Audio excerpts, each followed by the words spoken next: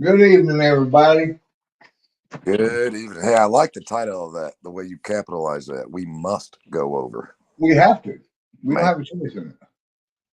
that's the best. You know what? That's exactly the way to say that. And there's only a few people in the media and in politics that are speaking just like that. This is something that has to be addressed.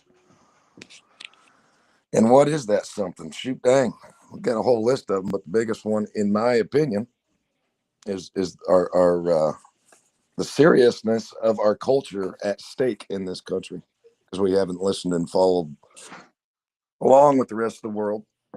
For example, Ireland, France, Great Britain, the Church of England has a Muslim flag flying on it. The Irish are screaming bloody murder. That man, only Western Ireland is Ireland anymore. Here in this country, again, born Minneapolis, St. Paul, we got problems, folks, and we've talked about this before. But when the Muslim, and this is not a racial topic, right? This is a cultural topic. But when you have a Muslim, and I call it Islamicism, right? I'm not offended or worried about people that are Muslim, but when you start politicizing this and using it um, for your gain against our culture, that's a big problem. And we're seeing it being outbred 5.6 to 1.6 or so, something like those averages. So it only takes a couple of generations before you're so overwhelmed.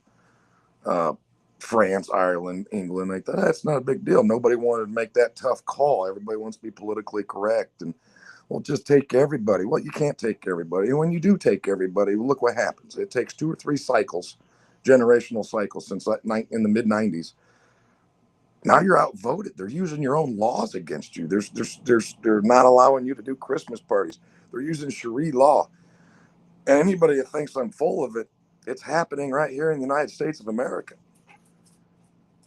Uh, we went over this and over this and over this, but I don't think it's getting pounded in people's heads the way it should. What's your opinion? You're correct on all previous statements. Look at Dearborn, Michigan. I mean, Texas, they tried to put a whole town in. We stopped it. Houston, they were protesting.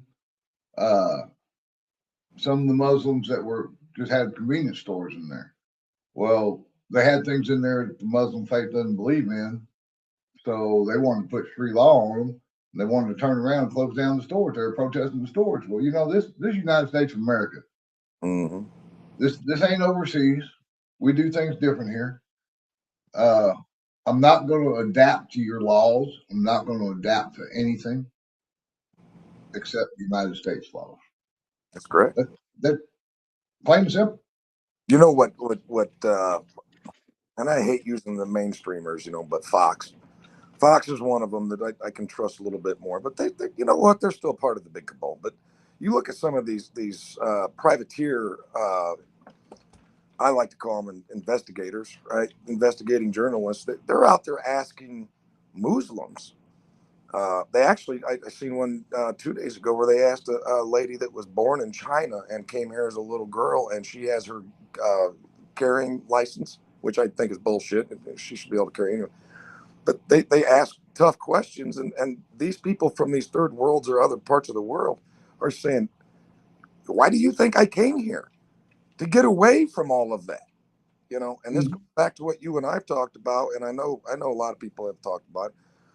I'm not saying you're different, but I mean, let's just talk about if you are a left winger and you got the tattoos and the piercings, and I got tattoos, but if you're that left wing crazy person that's sitting there holding up Palestinian flags and trashing Jews and saying America's bad, we've said it before. Go help them. They're going to kill you, right?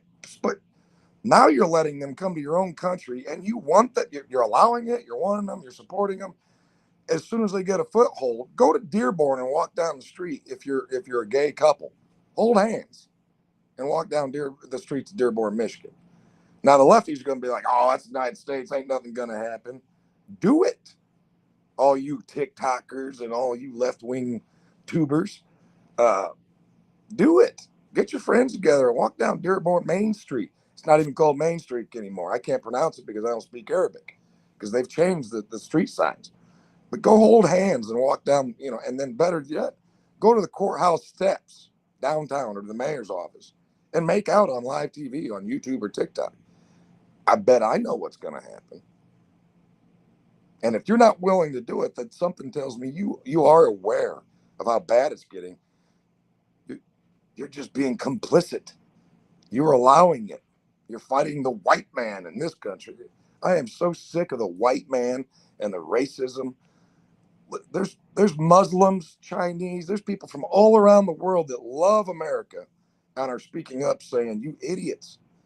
Those of us that fled and came here and sought asylum, right, for the right reasons, came here for that reason, to flee death and crucifixion and bondage and jail time because they were communists or dictators and or because of the Muslim religion, faith. Well, look at Omar. Omar stated before, it's on video, people look it up. Omar stated before, her country comes first, America comes second. Yep. Whoa. How can you represent the United States in Congress if you're acting like that? Yep. It don't make sense. Try going overseas to a true Muslim country as a woman. This is for the women out there. And be accused of you cheating on your husband. Then tell me how you feel when you're buried up to your neck. You're buried up to your neck. The only thing sticking out of the ground is your head. If you're that stoned to death. Correct. Stoned. They're going to throw rocks at you. Ain't going to knock you out. They're just going to throw rocks at you. You're going to feel every bit of it until you're dead. So I wish we had the studio like we do at the Patriot Hour, because I see one yesterday, and I'll dig it up and send it to you privately. But one of the funniest things I've seen, and it's only funny because if I look at it any other way, it's just disgusting, and I just want to kick the shit out of anybody that supports this. But there was this Somalian guy sitting in his car, and he's in Minneapolis, St. Paul, and he says, the war has already begun. We're already here. He's bragging about how they're taking over, And my first thought was, you silly boy. Now, this kid looked to be about 30, maybe.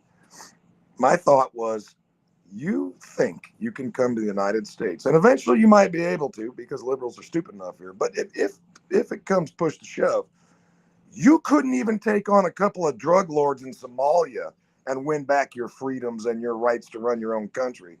So what was your next best thought? Well, we're going to go to the United States and just screw with a bunch of rednecks with guns. You know what I mean? I just, if you wanted your own laws and your own way of life, why'd you run? You ran from third and fourth world warlord type leaders that don't have the sophistication, the technology, the will, the ability, and the God-given right to defend them. You couldn't take them on. So you're going to come to the Midwest of the United States and try to punk us out? We ain't happening, Jack. Man. Ain't happening, Jack. And like I said, it is possible, if good men don't stand up here currently and soon, sure, it's possible if we keep getting outbred, and then sooner or later, they're just going to use our own laws. It's not like they're going to just wake up one day and win a war. What they're being patient, right? They're waiting until they because they're going to get out and vote. Right? They're like liberals. Republicans and conservatives traditionally don't go out and vote. But when we do, you see what happens. Big, huge change. Well, these people ain't going to miss a voting cycle, especially once they know they got the numbers. And they may not have the numbers nationwide, but look at Omar. She didn't need the numbers nationwide. She needed Joe Biden to bring in a bunch of Afghanis and Somalis into her district to help get her elected. Because that broad wasn't getting elected unless 88,000 foreign nationalists that happen to believe in a totally different culture than us were shipped into her area. That's fact, and you cannot argue that, because she tried to run and lost because of her ideals. So the Democrats and Biden and all of them, and we all wondered during this entire process, what's the end game? Why would you open the borders? Why would you do that? They're so stupid. They're willing to sacrifice our culture and our liberties and our freedoms for their own political gain. They're not looking generations down the road. I can guarantee you Obama and Joe Biden and all these radical lefties, Pelosi, AOC, they're not thinking about their grandkids or great grandkids. They're thinking about my financial gain right now. And that's okay if the United States crumbles 20, 50, 40 years from now.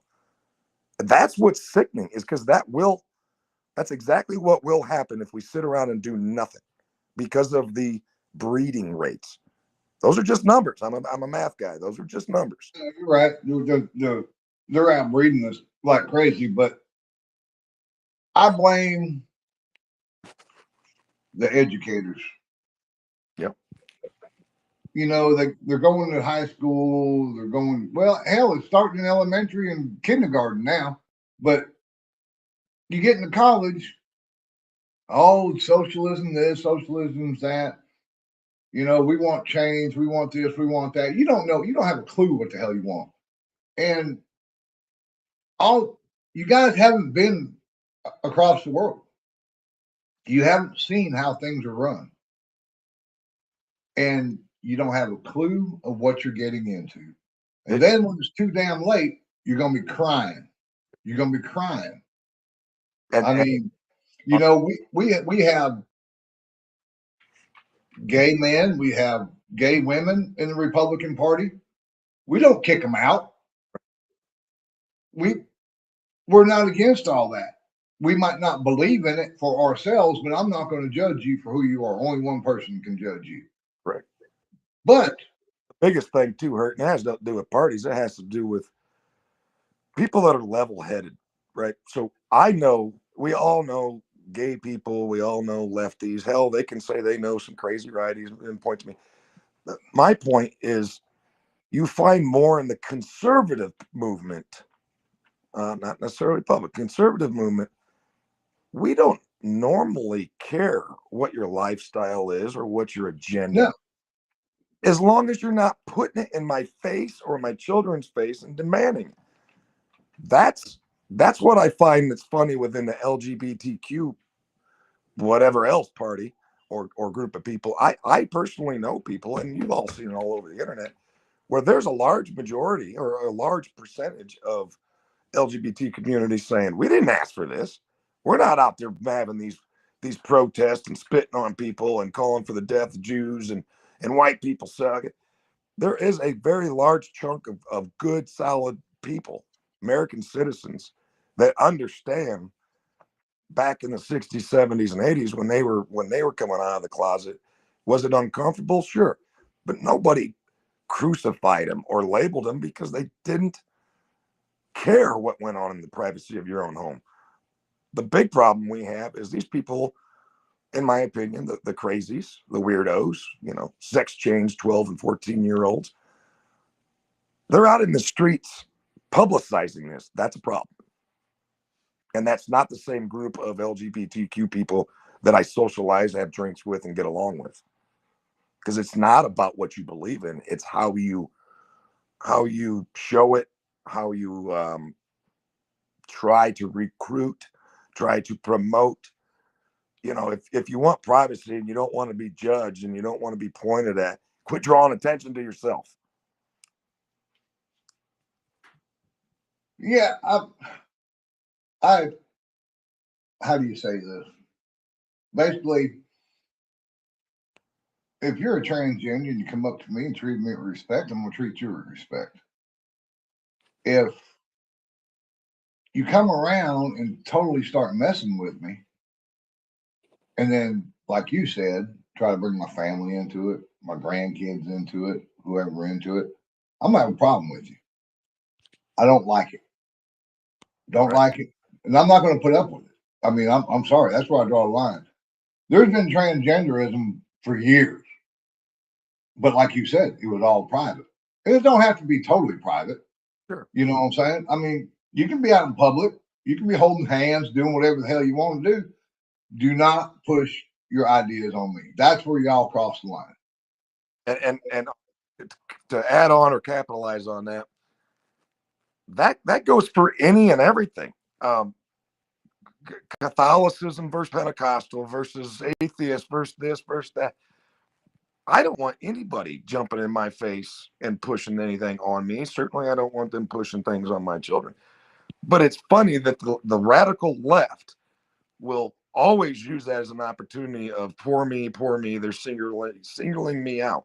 No, you're doing that on your own by trying to push your beliefs on anybody and everybody that will follow you, look at you on a camera, put a microphone on you, and and and for those of you that are acting that way, if you would chill out and go to work instead of going and standing in front of semis or on courthouses or trying to convince me that it's okay to give a 12-year-old a sex change and cut their breasts off, if you'd stop spending so much time trying to convince me to do something or agree with you, which you know you're not going to, so why do it? Spend that time trying to educate others sensibly or get them to understand your opinion. Screaming and yelling and calling me a white supremacist is not helping your cause. Nor would it help my cause if I said, with my native blood, you know me. I'm not ever going to say it, but if I wanted to, I'd say, well, I was here first. Well, that's a lie. I wasn't here first. Maybe some of my ancestors were, but that don't allow me to perpetuate that upon myself, right? Has nothing to do with me. Well, your ancestors are native. That means you're entitled. I'm not entitled to anything different than the man sitting right here with me, right? David, American, I'm an American. We're not entitled to anything other than the Bill of Effing Rights and the Constitution. We all are. So quit spending so much time trying to convince others that your way is the right way. Uh, and if you want to spend that amount of time doing it, do it in a way that people, when you yell, people don't listen. They might hear you, but they're not listening. And that's something I learned several years ago. And David and I thought I had to get better at that because I yelled a lot. You think? David always said, "Man, what you say makes sense, but people ain't hearing it." And there is a difference between hearing and listening. I can hear noise. I will listen to intelligent conversation. So anyway, Muslim problem, it is a problem. It's not a racist problem. We have a cultural problem, and that's that.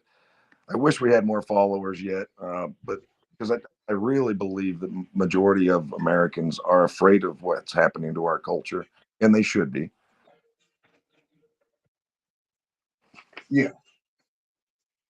But we can talk about this till we're blue in the face. There's tons of stuff to talk about.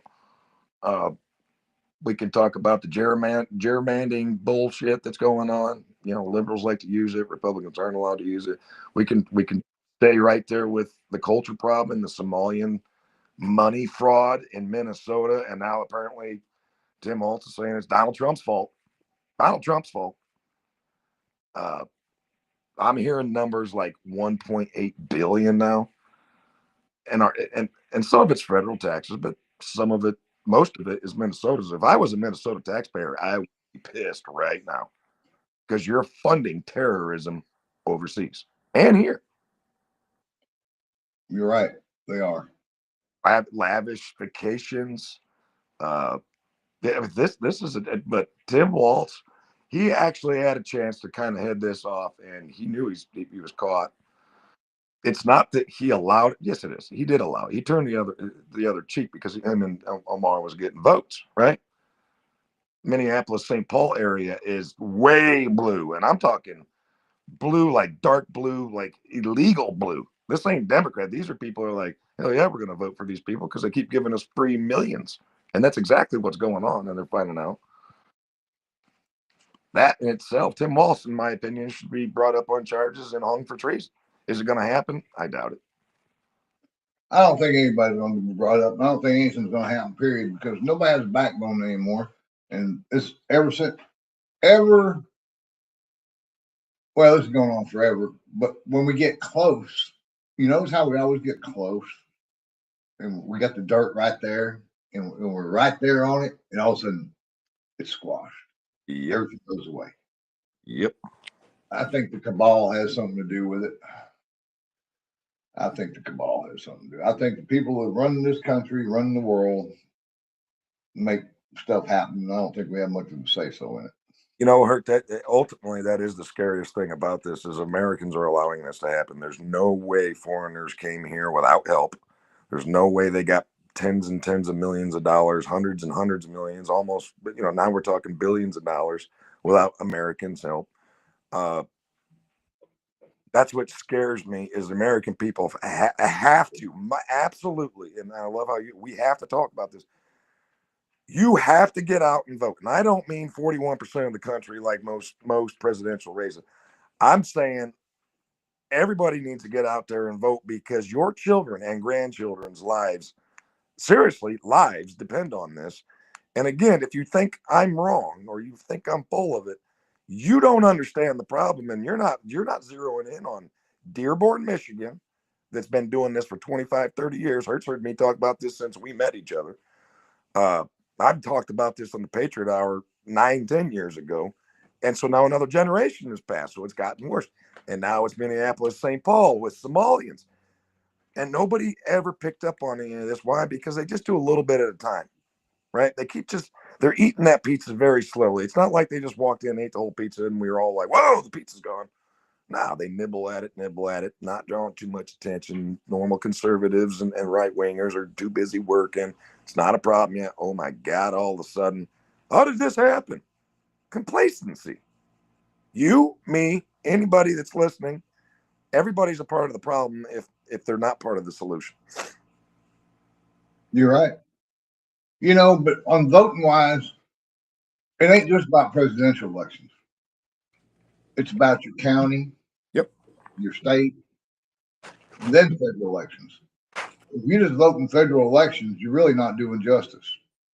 You have to vote for your county people, your state people. That's those are your most important and influential to your own life races anyway. So, matter of fact, I mean, as much as I think everybody should vote, or you should get kicked the hell out of the country, because I'm getting sick and tired of people saying, "Well, my vote don't matter, so I'm not going to." Well, then just give up, right? Just, and then don't bitch ever again. If you're not voting, I don't want to hear you bitch. Your opinion is nothing. But your local races are your sheriff races are your most important. They're going to protect your rights more than anybody else. But those local races impact your home and the majority of your taxes, because you pay more in county and state taxes than you do in federal. That's absolutely fact. So pay attention.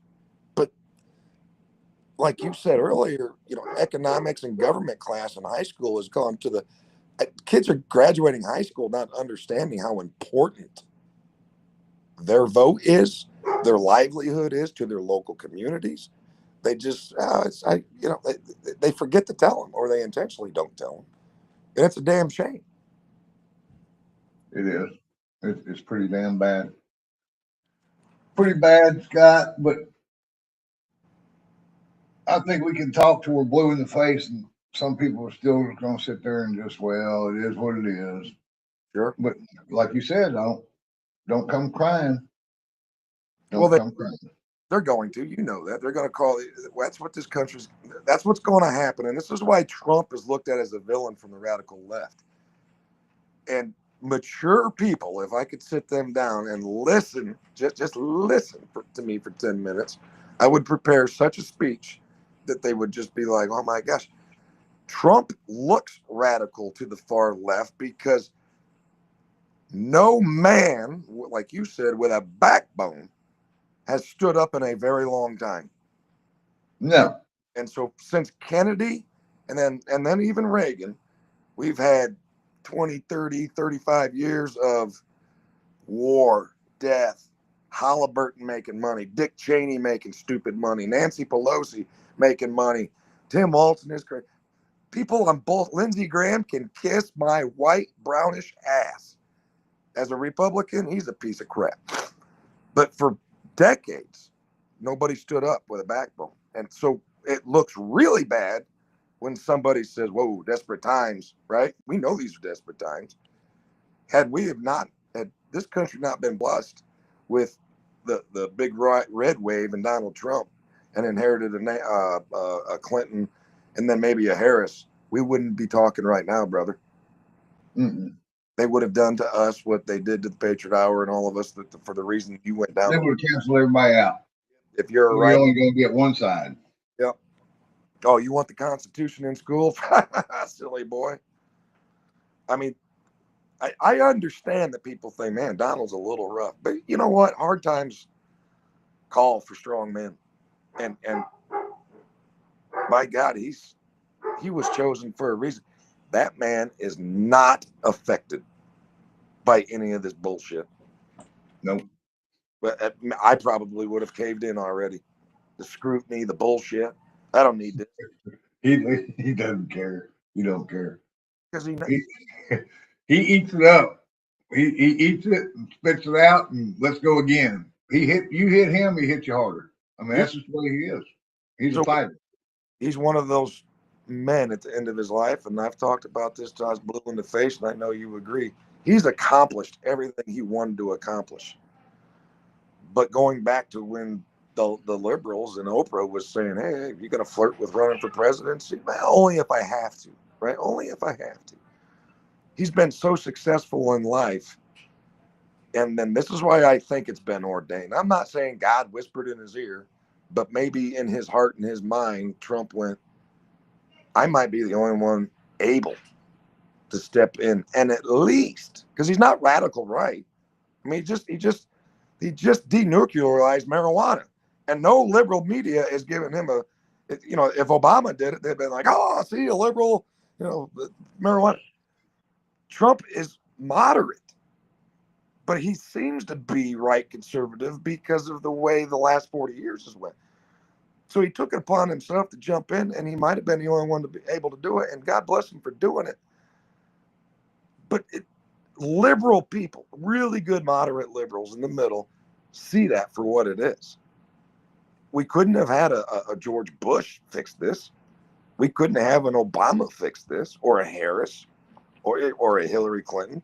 You needed somebody that was a winner, that had balls to sit in board meetings and fire people and tell people, I'm not threatening you.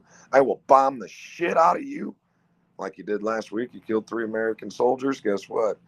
Your ass just got tore up again instead of threats and bullshit. But where did that come from? Trump wiped out ISIS his first term, pretty much snuffed them out. And then who gets in office, and here they come again. I mean, that's the problem. And that's why it's hard for me to look forward in the future. Because if we don't get another Trump-like person in the office, it's going to go back the same way again. Yep. John Cornyn, perfect example, Texas senator. He's running against Wesley Hunt. He's incumbent. Wesley Hunt's running against him. And Wesley Hunt missed all these votes. Where was Wesley Hunt during that vote time? He was on the trail with President Trump. Where were you, Cornyn? Oh, I don't like what Trump's doing. I'm doing this. But now, Trump, I'm all for Trump. We're going to get all the Trump stuff done. I'm tired of politicians like that. So it took me 40 years, almost 40, to realize what you're saying. And it's so obvious if people just pay attention. When do politicians usually start speaking up? Election years. Election years. They don't do a damn thing. They'll miss 90% of the votes. And then CNN will put a camera right in front of them and say, here's an upstanding senator or congressman or lady, and let's listen to what they have to say. And then you find out, well, they're not even voting. Well, you're being paid to vote. That's your responsibility. And when you don't do it, and people listen to their bullshit. So, man, if you're going to not go to D.C. and vote, then don't come to me at election time, but hook, line, and sinker. Liberals are better at this than conservatives. Yeah, but what they're saying, like on Wesley Hunt's deal, he did miss some votes. He missed a lot of votes. He did.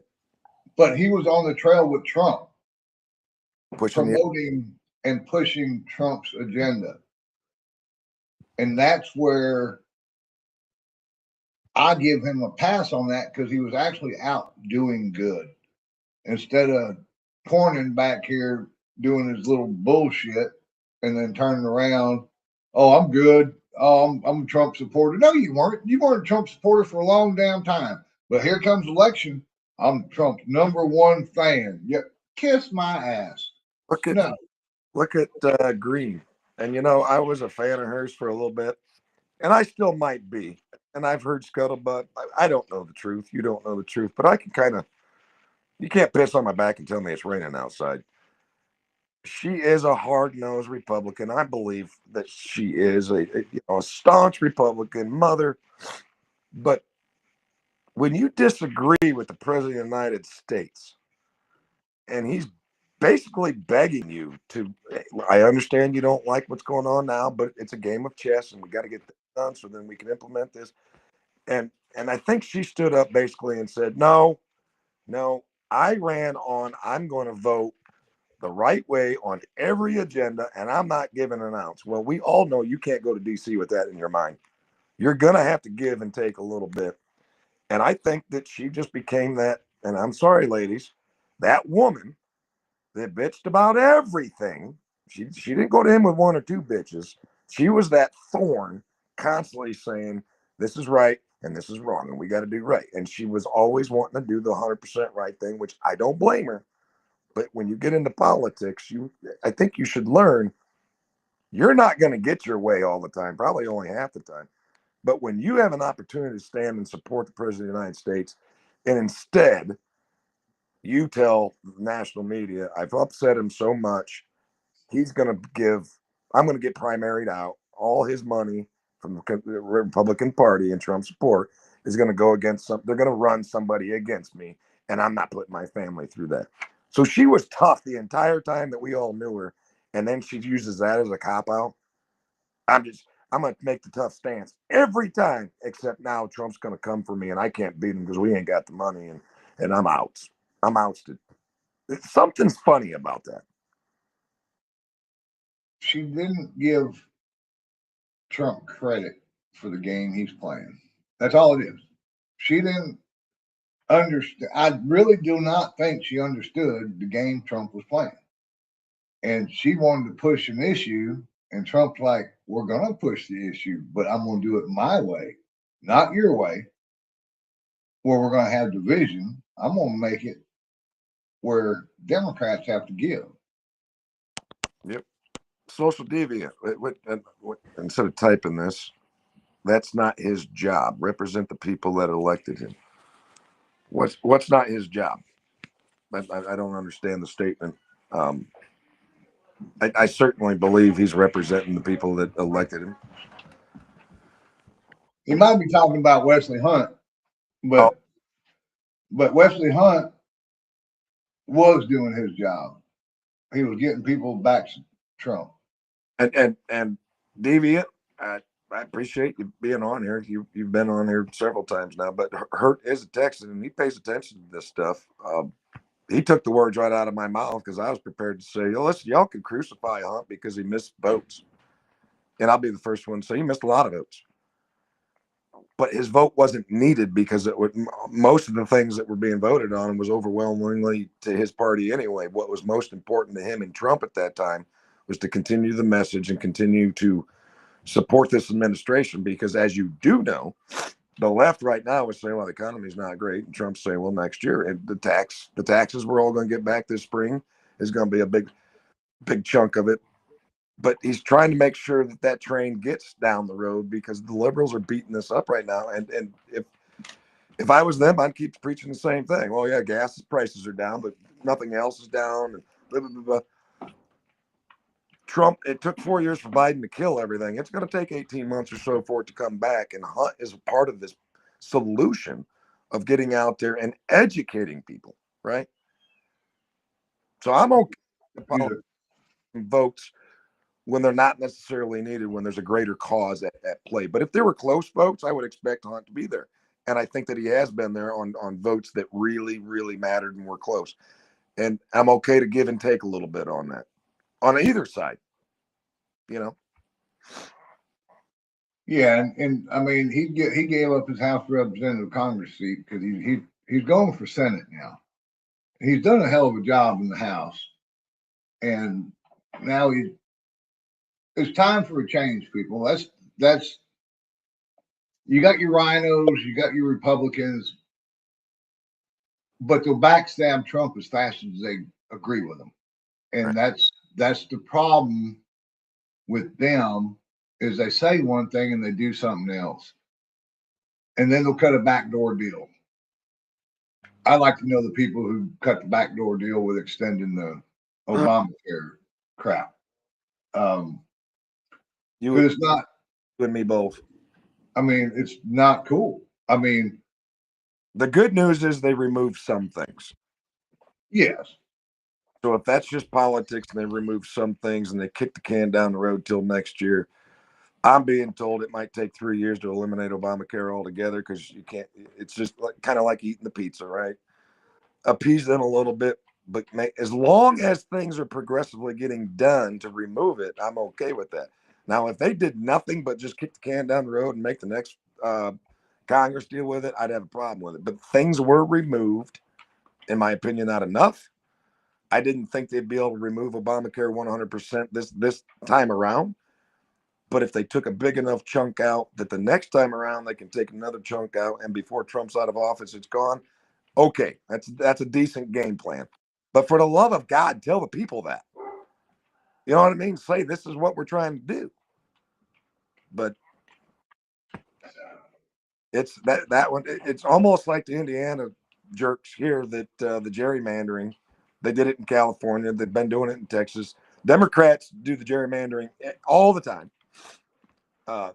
Newsom just said not too long ago they're going to do it again, and he don't care what the federal government says. He knew it was illegal, and the Indiana Congress had a chance to do it, and we had 7 or 8 Republicans in my great state say, "No, we're not gonna do any redistricting." And my thought is, you clowns know the other side does it to help them, and you have a chance to do it to help yourself, and it's legal, and you chose not to. It once again, conservatives trying to do the right thing, not be too pushy. Man, sooner or later, you got to take them gloves off and hit back, or you're gonna get beat every damn time. I see that, but to me, Republicans don't have a backbone. They ain't had a backbone in a long time. They got a little bit of balls now because Trump's in there, but truthfully, they still don't have a backbone. They don't get nothing accomplished. But when the Democrats are in, oh, we didn't do it. We didn't do it. Democrats did it. But when they're in power, well, we really can't do that. We might piss off some people. No, that's what you got elected to do. Is what we wanted you to do, and now you're going to sit there and piss shit off, and it doesn't make sense. So, it makes me mad, and those are the people I want to get out. So Clay and Buck that took Bongino's 4 hours, yeah. They just did something the other day, and I laughed because, man, those guys are like, I truly believe you and I are a lot alike them. One of them said, and the other one just laughed his ass off.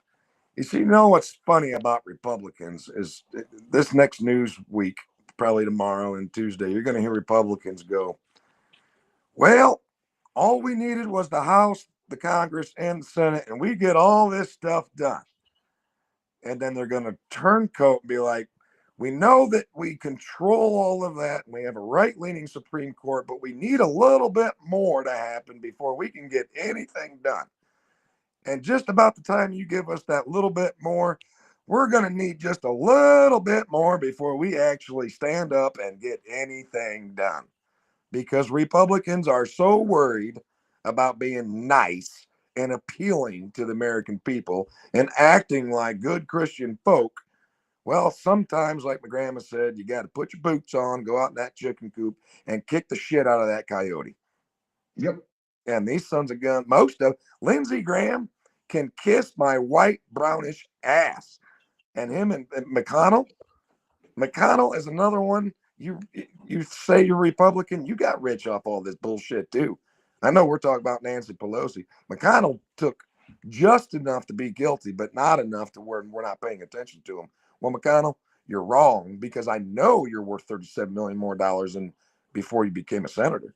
Explain yourself. So see, you're going to get it from both sides from me. I know Nancy's guilty. We all know. But McConnell, you allow her to take so much. You thought, I'll just take a little bit. Nobody gonna pay attention to me. Hey, old man, you're wrong. But I think they did a poll and something like, except for the brand new people in there, the lowest worth of any of the senators and congressmen is like $10 million. Yeah. Now, how did you become worth $10 million working for the people of the United States? Yep. Making that salary. You weren't rich before you got there, but now you're rich now. Well, yeah, there's a problem. You and I've talked about this before, and I'm not bloating because this has not been a great year, but Hertz known me a while. I've always made more money than every congressman for at least 10 or 12 years. And I'm almost broke right now. I'm having a rough go of it right now. Some of it's health, some of it's just the economy, but whatever. How's come I'm not worth it? Let's just say at least $5 million. I got the wrong accountant.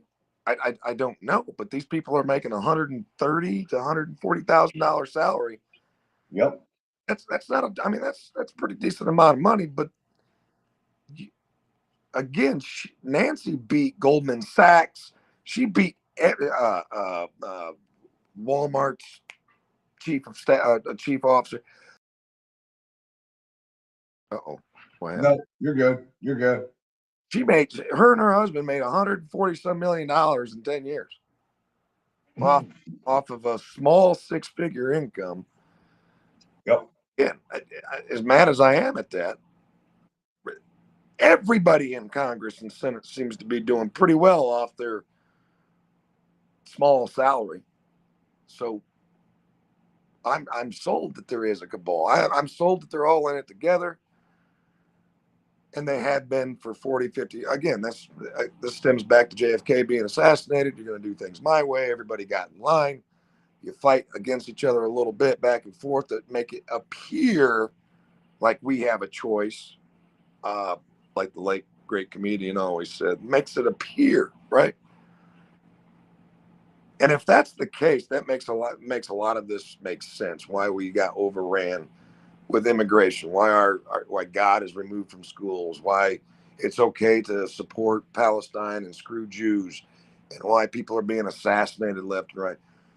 Because either one of two things is true. They're all in it together, and they just do enough back and forth to make the rest of us appear that there's a system in play, or they're controlling everything and we don't have a choice at all. I don't think there's a good I don't think there's another storyline that the Democrats just have so much. No, not in America. There's no way that just the Democrats can be evil and yet all this shit happens, because when you got the majority in all three tiers of the system, I would call bullshit. Like, I don't care what kind of a threshold or a chokehold you got on the American people or the military complex, the big machine, Halliburton, everybody. When the Republicans have this much of superiority and in numbers and control, you would think that all this shit would just automatically stop, but it isn't. And that, I don't want to go down that rabbit hole of conspiracy, but one of the two things have to be true. Well, the House should be by no means lose on anything. The Senate, if it takes a 60 vote majority, then we got a problem. But how can you not swing 6 Democrats or 4? Because they don't have, what I'm saying? I mean, they don't have representation. You don't have a Mr. Smith going to Washington. The Republican Congress right now, and even in my opinion, the Senate, don't have great motivational speakers that are pro-America, that are I believe some of them are good men and women, but you don't have that one person other than Trump and his staff. We see it all the time with them, that stands up to Congress and Senate as a Congress or Senate member going, enough's enough, and give that heartfelt, bleeding speech of patriotism And oh my gosh, if we don't straighten up and do our jobs, our kids and grandkids are in jeopardy. You don't see that happening on the Hill. You only see it coming from the White House and his cabinet and the leaders of the FBI and national security.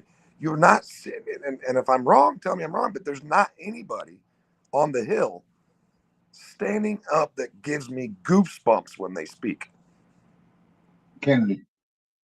Well, he'd be, man, he's good. He's He good. don't hold back. He speaks his mind, and he's awesome. That's all I know. I watch him constantly, and he'll call them out. He'll call everybody out. It don't matter if you're Republican, Democrat. He will call you out. His metaphors are great. Yeah, they are. And he said he's stepping down. When his time comes, he's stepping down to let new, because you're not supposed to live up there. And that's what sucks. And I remember my granddad saying, you know, Scott, you always say you want term limits. I said, well, yeah, term limits and a flat tax of 10% across the board fixes 90% of our governmental problems, right? Yep. And he said, but what happens every now and again when you get that really good leader, politician, but he can only serve 3 terms? Well, oh, I'm sorry. I get that. But I'm not willing to go down the road that we're going down now where you got 40, 50, 60-year terms. You got people with oxygen tanks and a blanket on them in a wheelchair, unconscious at 91 years old, being rolled in to vote. And I'm sure that person voted his clear-minded, opinion, right? So well, not just that. When they're in that long and they're in that group, they're corrupt. They have no clue what's going on in the United States. Nope. They don't. They're in their own little group. They don't know what everyday people like you and me are doing. Out of effing touch. Big time. Remember, sorry, I know you hate seeing me smoke because you can't, but Mr. Kennedy, the only Kennedy that, after his 2 brothers, Attorney General and President, was assassinated, he said, you know what, I'm just going to stay in this comfortable senator chair in Massachusetts and I'm not going to make any waves, right? He had a prostitute. She died. She drowned in the limousine. He got away with it. And then he had a 52-year career Senate tenure, I guess you'd call it. And the man never did anything. And some of it is because he didn't have to do anything because he was a Kennedy and he was always going to be reelected. But he never made waves because his 2 older brothers were fucking killed for trying to make waves and do something right. And that's my point. If you can't do the job, you're not willing to do the job, get out. So if you're not willing to admit that and get out, we must implement term limits. Otherwise, you're going to continue to get people that serve 30, 40, 50 years. And like you said, I'm pretty sure it's around year 10 when they get tenure. They're in the club. They're over. Their patriotism's gone. Correct. Right? This country needs to be led by 30 and 40 and 50-year-old human beings. Not 70, not 80, and not 90, because time has passed you by 2 generations. And what your beliefs were when you were 25 and you entered the Senate, and now you're 85 years old, that's 60 years, that's 3 generations. You're out of touch. This is again why the Cold War lasted so long. This is why wars always kept happening, because that was just the rule of thumb. That's what we do. That's what we do. Correct. And if that don't make sense to people out there listening, think about that. The difference between what you thought and what I thought when I was 21, and now I'm 45 next week, is huge. Because now I got kids and I got to think about retirement and grandkids. At 21, I wouldn't agree with myself on half the shit that I'm talking about now. That's right.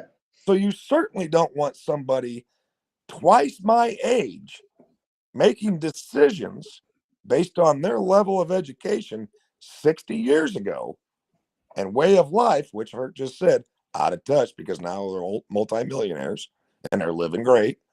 They ain't got a clue that water costs $110 a month now instead of $3. They don't have a clue what food stamps and all this free shit is because they didn't have it. So to go along with it and be like, yeah, let's just give people free shit, they're out of touch.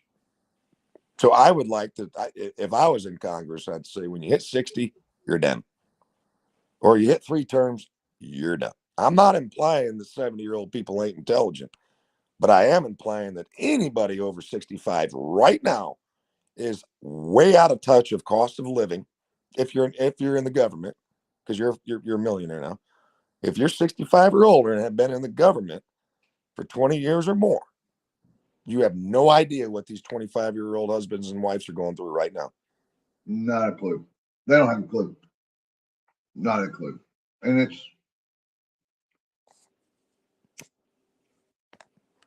That might Obamacare. Just for instance, what people don't realize either is they force issues on us that doesn't apply to them. correct. So they have killer health insurance through the government. Well, if you're going to put people on Obamacare, you need to be on Obamacare. Right. You don't get no special treatment. You don't get to go to these fancy hospitals like everybody else does. If you're a sitting United States congressman or woman, congressman, that's what we call it, right? That's what the Constitution called it. This ain't sexist. If you're a congressman for 1 term, you get free health care for life, or you're covered under federal insurance. Yeah. So that's one of the biggest reasons why I want to run for my seat in my area. Just what time and then you know me, I'd stand on Capitol Hill going, well, I got what I asked for, and I still think it's wrong, but fuck, now I understand it. Yeah. So I will tell you this. Yesterday, I got an email from Todd Young, senator from Indiana, one of 2. And his constituents, if you remember me talking privately with you long before you and I started this show, he was one that it's within the Patriot Act. They had to revote on it, whether we can keep spying, whether the government can keep spying on us American people, our phone cameras, our microphones, you know what I mean? And he's one that voted for prolonging it for 4 more years. And it only took 5 Republicans, and he was one that jumped. And he's from my state. And I emailed him saying, you piece of shit. Because what he voted on, it was ratified because they weren't getting any ground in the Senate. They said, well, Schumer at the time said, well, what if we exempt ourselves and our family members, our immediate family, from being spied upon? Todd Young went, I'll sign that. Right?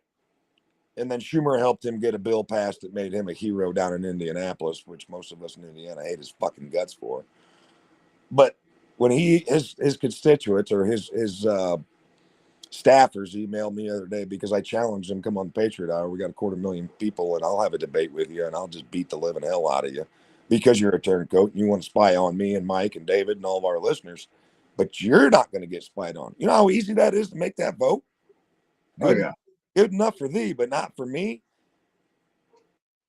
And well, we're not doing not podcasters at this time. We're not doing YouTube at this time. We're not doing interviews. I'm like, is that because he's up for election? You don't want to come up Northern Indiana and have a debate with old Scott Philly? Come on, man. You should be able to destroy me. You're a Harvard grad. You're a senator of the United States. But you can't deny the proof that I'm going to show the people. Correct. I thought he was going to come on and debate me. And unfortunately, we're just not doing that at this time. Didn't give me an excuse, just said we're not doing it at this time. And I thought, you effing coward. So, Todd, if you're spying on me right now, well, you're seeing exactly what the show's seeing. I'm sorry, there was an extra finger in there. Yeah, there was. There was. You, Todd Young, and you can have the FBI or any of your constituents sit outside my house. I got the documents, and if you ever push me that far, I'm just going to show it. Where your staffers wanted to sit and talk, and now all of a sudden they don't. Because we caught you voting for the Patriot Act when you damn well should not have. That's right. Call yourself an American. Get the F out of here. You ain't no fucking Hoosier. You belong in Rhode Island or Massachusetts or New York with AOC and that fucking Muslim. Yep. Turncoat sons of bitches. That's our biggest problem. Yep, Lack of you're spunk. right. You a That little might bit cost fired up there, Scott? A little bit fired up there, buddy? that 30-second rant might cost me some jail time. Oh, well. Yeah, sorry for partying. Yeah, sorry for partying. That's some good shit. But no, I mean, it's time for men to stand up and be like men. And just like the Second Amendment law, we've talked about that before. Get over it. You might go to jail one night. Boo effing who. I mean, our revolutionary patriots, George Washington, and everybody signed that Constitution, knew if they lost that fight, they were dead. Their families were hung and shot, and their farms burned. But they did it anyway. Why? Because it was the right thing to do. So don't sit here and be like, man, I really believe in my gun rights. I really believe in this, but I'm not really willing to go to jail. Man, read a book while you're in there for 8 or 10 hours. I don't know. They're going to be just like Australia. Yeah. No, we're doing a big gun buyback, and we did that, and it's a safer country, and Yeah. Jews get shot. And what's the first thing they come out of their mouth? We need better gun control. You just bottle back all the guns. Now you want to do it again. The criminals are going to get the guns no matter what. Right. All you're doing is hurting the legal people, the ones that want to protect themselves. Every gangster, every child trafficker, human trafficker in this country, in the United States, are surely going to put their guns down if the president asks them to. That's right. Yeah, we're going along with this. We're turning everything in. We're good. No, you a bunch of idiots. What do we know since 1943 when the French gave up their guns? Hitler went, "You dumb sons of bitches." Mm-hmm. Up their guns. England, shit, they ain't had guns in a long time. Seems like every time the population, the good people, give up their guns and their right to defend themselves, they are crucified with laws and taxes and bullshit that they can. So what happens? Australia citizens, European citizens, Canada is saying we're going black. Our country is overtaken by Muslims. America, don't do what we did.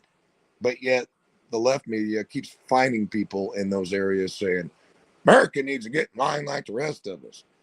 But then when you look at what happens when you give up your rights, you're fucked. I am so sick to my stomach of the left saying we got a gun problem, we got to give up our guns.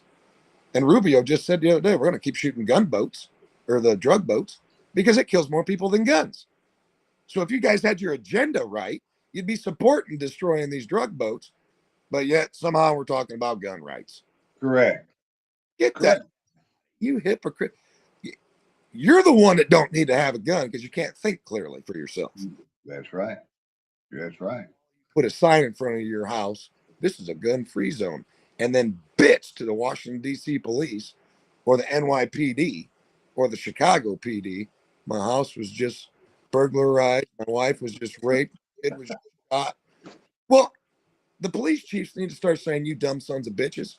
Why don't you act like the Florida sheriffs and the Texas? Right. Instead of putting that sign out up front saying, come fuck with me because I don't have a gun, discharge your firearm a few times. They'll quit coming. They will. Idiots. They are. I started calm and now I'm hot. I am hot.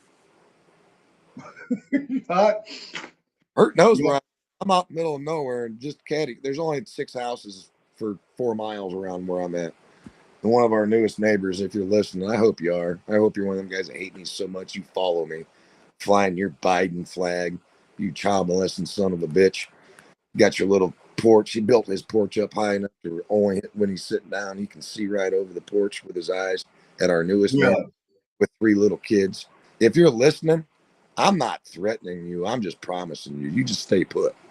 But it's people like you that are a problem. You're going to move out here and try to push your politics and bullshit on the rest of us. Well, guess what? If somebody comes fucking with you, not because of you, I'd let them kill your ass. But your wife and grandkids, if I knew that there was a problem next door, I'd be there with a gun. And you're going to want me. Why?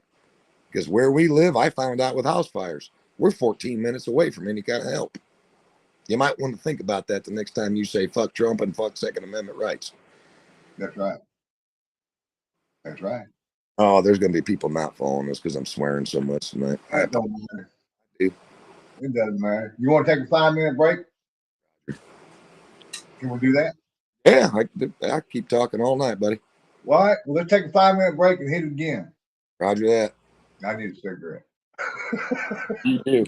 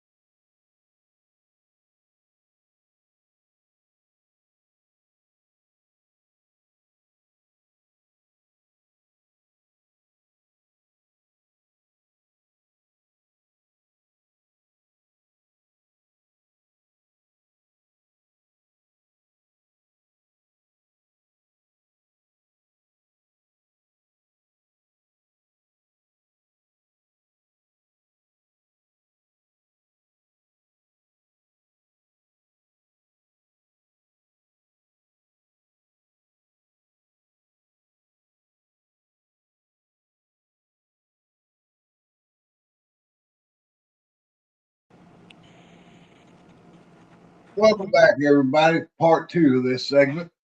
I know we missed 2 or 3 weeks, and we're gonna make up for it. We got some shit to talk about. You got your smoke in? I got my smoke in. I'm all right now. You still got your smoke in? Right. I'm all wound up now. Hell yeah. Promised myself it was going to be called calm, cool, and collective, and Ugh. so hopefully all the good folks signed off before I start getting into my swearing rants. But golly, Man, golly bum. So well, we could jump into something that's got me wondering, and you and I talked about it a little bit the other night. So our buddy Dan Bongino, he's one of the few people I have not been blessed to meet yet. Um, uh, he's leaving. I'm curious to know why he's leaving. I think I know why he's leaving. My gut tells me him and the AG's not getting along, but at the same time, maybe he's realizing, like you and I just talked about, I'm going to get involved with this and we're going to put people in jail, put them on trial. And he's finding out, oh my God, it's hard to get that done. It's a big cabal. And why am I wasting all this time? Because in my opinion, and probably Dan's, there's got to be at least 8, 10, 12, 15, 20 people that could already have been at least indicted and put in jail by now. And it's not happening. And he's probably thinking, man, this is a stress on my family, my marriage, my children. I don't get to see them much. And if that's his answer, God bless you, Dan. Because I don't see Dan just walking away because Dan is bored, correct. and that scares the hell out of me. Somebody like him that spent all that time on his show, making all of us feel like he was a patriot, which I believe he is. I'm not bashing Dan at all. He's going to go there, and he did say, "I'm going to demand this, I'm going to demand that, and if it don't go the way I want it to, then I'll get out." Looks like Carla wants to join the show. Who? Carla Philly. That's my mama. I'm thinking we need to bring her on. She's on. She wants to join, I think. Okay. She might have hit the wrong button. I can guarantee she probably didn't want to go live. No, she did. You want to go live?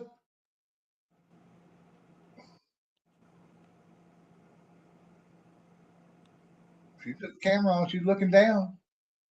You want to go or no? No, no. Okay. She We probably won't put you on. We won't put you on. she probably meant to join the show and text him. Yep. She did. She just backed out. God bless you, Mama.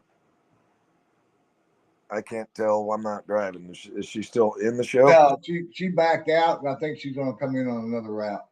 All right. I would love to have her on here. You think I'm tough? Oh, I ain't talked to her in a while. I miss talking.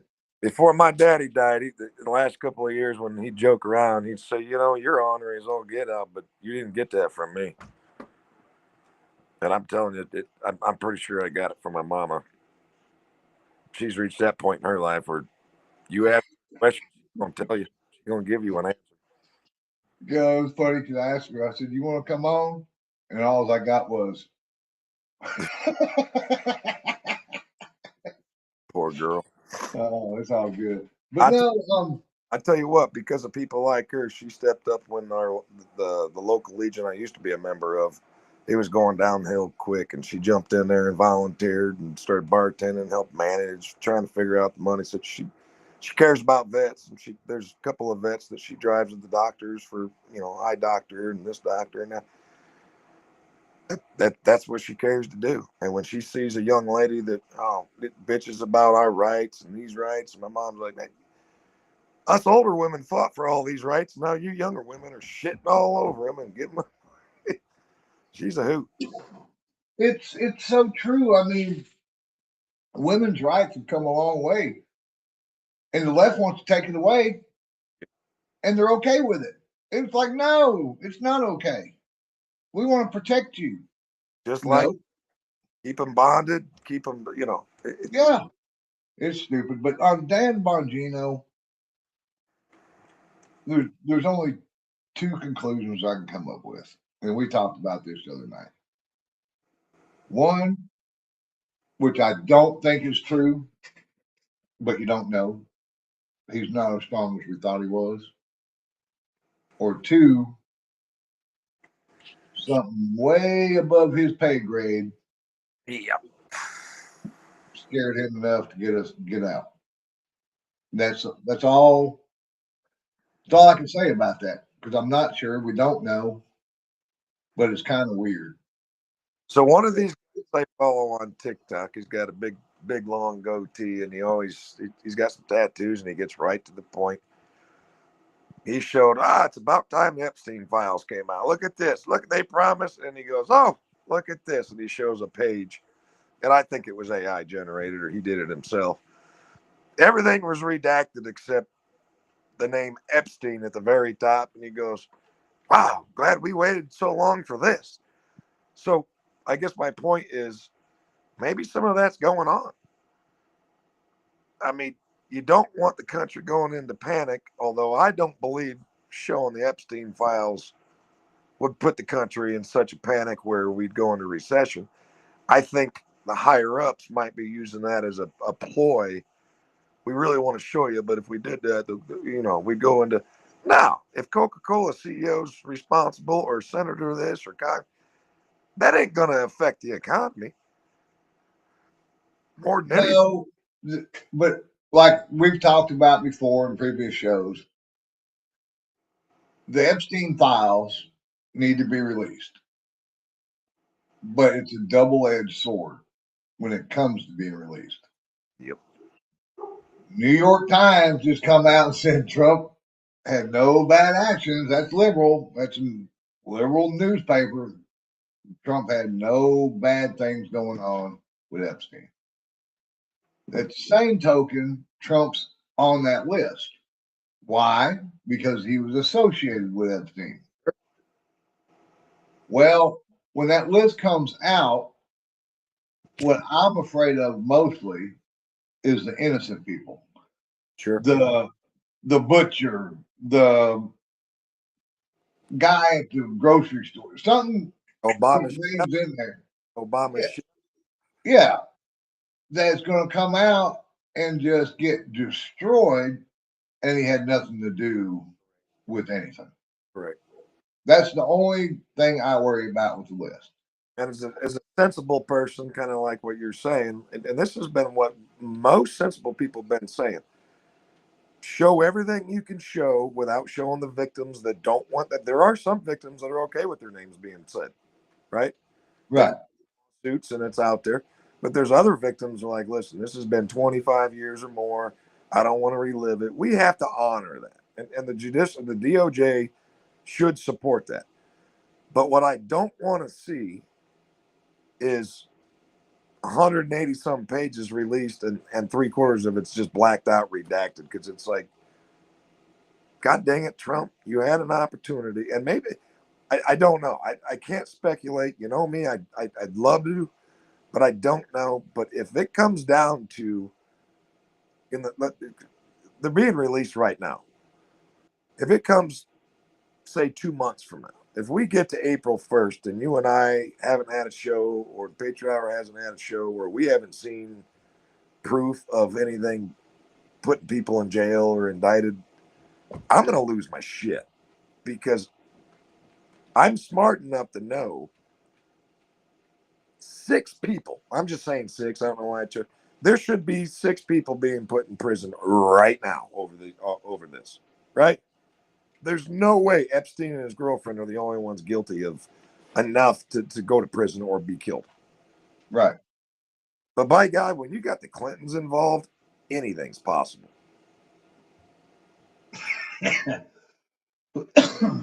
I don't know if we can get into that topic on here. I don't know that I want to, because I'd kind of like to see Christmas morning, but that's what I'm talking about. I don't know if I'll see the next day.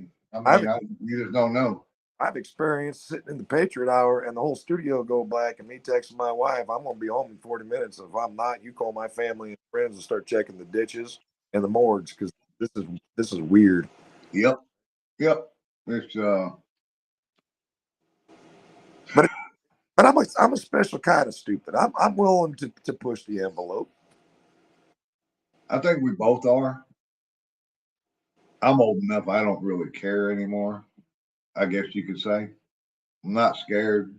You know, worry about the family, but Yeah, I told besides that, I at the Legion, and I caught myself saying it without even thinking. I said, I do have a 5-year-old daughter, and it worried me, and it just came out of my mouth. And I'm not trying to scare people, but it worries me that she won't ever see 18, and it's because of how rapidly this country is shifting gears. And I know most people are probably going, man, it ain't that bad. It ain't. Well, again, if you're not paying attention to the little pieces of pizza being bitten before long, it's kind of like the Nazi thing. If you don't stand up against Hitler, who's going to? Before long, Hitler's going to be on your front door, or scary shit like this going to be on your front door. And because you didn't see it coming, or you were asked to help and you chose not to, no fault to your own, just because you got your own little thing going in life and you're uncomfortable. But if you don't stand up for good, before long, evil surrounds you. correct. And then you ain't got a chance in hell. And that's what scares me. So at least I can die on my deathbed or out in the street, whatever, fighting, or maybe of old age. What I pride myself is people in my community, people like you, but my neighbors and people in they know they can reach out to me. They can fly down my driveway and say, man, I need help. Shit's getting crazy. Not that you were right, but it could be any kind of event. And they know I'm going to help them. And that's what we need. As long as we got that going on for ourselves, we're all right. But the minute good men, if any one of you or you ever heard me say, I guarantee you, if Hurt ever heard I had an opportunity to stand up and do something right, but I took the easy way just to protect myself or my family or my finances, he'd call me out on it. And he'd be rightfully so to do it. Uh, you do have to protect your family, but at what cost? Your family ain't worth a shit if it ain't going to be there 10 years from now for decisions you might make or may not make today. I'm not saying go out and burn flags and kill people. I'm just saying just be vigilant, stand up for what's right. Don't go out and burn flags. At least not around me. Right? I'm not responsible for my actions. There's some flags I'll burn. Well, that's a hate crime now. You can burn the United States flag all you want to. It's freedom of speech. You burn another flag, it's a hate crime. Yeah. Well, let's figure that one out. So the Marine So, code told me 2 years ago, and I called her up right away. I was pissed. I was pissed. I knew my neighbor down the road would have my back, being a big 6'3", 240 Marine. He says, Scott, I fought for the right for those people to burn those flags. I'm like, but bro, if I seen that, he goes, hey, you're entitled to whatever you want to do and react. But even though I hate it, I did fight for the right for those people to do that. Okay. That pissed me the hell off. But what Hurt's telling you is if you get caught right now burning the Palestinian flag, Islamic flag, Muslim flag, LGBTQ flag. you're going to go to prison for a very long time. They'll see to it. Because the liberals that are doing these types of things have nothing but time and money on their hands. And most of you that would be my jury can't afford to take 30 days off for this court trial. So you're going to be like, sorry, Scott, you need a jury of your peers, but I can't afford to do it. So you're going to get 12 liberals. I'd be fucked. And that's how this goes. But I was shocked when he opened my eyes. He didn't fight for just some rights. He fought for all rights. We did. But that's even though I might have fought for that right, I still have a hard time swallowing that pill. Well, I know you. If somebody burnt the American flag in front of you, they better be, Usain Bolt. It's coming, buddy. Yeah, it Hey, ain't gonna be got pretty. that right. You sure do have that right, but I got the Yeah. right where you fucking stand. I And what just, we call a good fire is a party. So sorry, yeah, partying. that's right. Yeah. Oh, I hey, get I could There's a way to burn the American flag. Take it to your local VFW, American Legion, and it'll get done properly. You watch me with my sons, my family. We did one there, and my youngest son, I felt like he needed to learn that, and Owen said, "Dad, I'll help you do that." And man, I caught a lot of good flack from that. People around the community are like, "Good for you." I'm like, "But every American child, every American family should experience a flag burning ceremony in the right way, right? We call it retiring a flag. We're not burning it out of hatred. We're retiring it out of love, and it's worn out, just like our soldiers. There's a premise to this, and it's a beautiful thing if it's done correctly. And I think more people should just. I think the school should do field trips when the Boy Scouts do it and the Legions do it. It's an honorable thing, but it's a metaphor. You're retiring a flag because it's served its time and it's tired, right? Mm-hmm. I get passionate about this stuff. Hurt knows I do, but you burn it out of hatred, well, you better do it in the cities. You better not come around here and do it. No, sir. It's not going to be a pretty day. That's what I'm going to tell them. It's going to be pretty bad.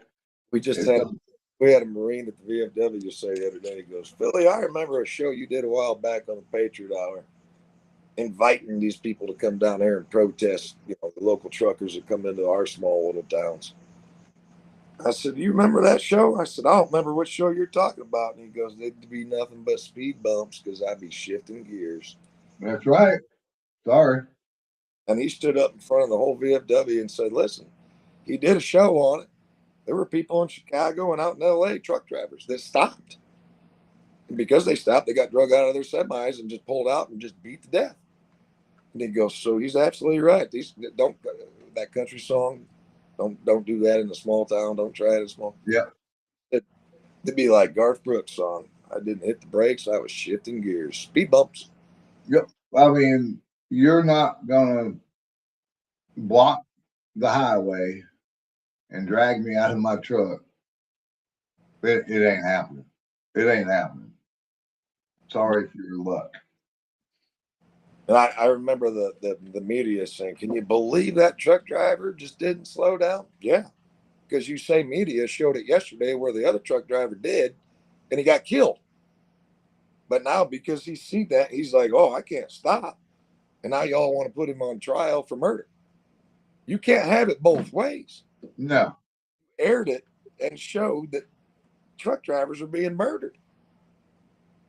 And then you're confused as why the next one didn't stop and ran a couple of them over. And in that particular situation, I think that was Northwest Indiana, East Chicago, they call it. But the two people that got ran over, they got, I mean, their legs got ran. I mean, they were beat. They were hurt. They didn't die.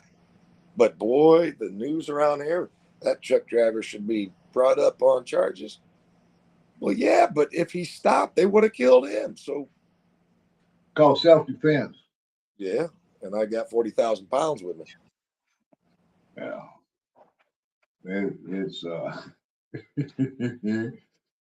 it's it's stupid. It's stupid. This world's stupid right now. Well, getting a little smarter. I don't know if I got these facts right. I got scribble notes here from last night. Supreme Court I think it was Congress. Senate's got to pass it, but they should. It's now a felony if you sex change somebody under 18 years old, take their penis from them or take their breast from them or give them pills to transgender. And that might be the most promising conservative news I've heard in a while, because there's 20,000 plus young people a year confused and get these transgender surgeries. And then after that, half of them commit suicide. And I listened to a girl the other night. She's 20 something now. She got her breast cut off at 15. Her parents supported her. And then now she's saying that it was my psychiatrist and my doctor and my liberal parents. She says, "I'd like to have a family. I'll be able to have a family, but I can't breastfeed." And she was just bringing this stuff to light. And I'm pretty sure it was Congress that voted on it. And I'm thinking, that's great news. At least people are waking up. Yeah, there's some really prominent hospitals here in Texas that got caught doing that, Yep. and it's kind of sad. But you know, a lot of that happens with the younger generation is because of the psychologists and the doctors. And the schooling. Well, do you want your son to be a son and kill himself, or you want your son to be a daughter and live? Right. Well, wait a minute. No. So the parents are getting brainwashed into, well, if you don't let your kid go ahead and have this procedure, he's going to kill himself. That's a parent and that's a family that don't have God in their life, because that's an easy decision. You know, if a doctor says, you know, it's like I interviewed your child. Can you imagine that psychiatrist saying, well, I interviewed your child, and although he's a boy or she's a girl, I believe, and you should start supporting the idea that I believe that your child needs to have a sex change at 12 or 13, 14 years old, sometimes 10 or 11. If God is in your life, that's a no brainer, bro. That's what's scary.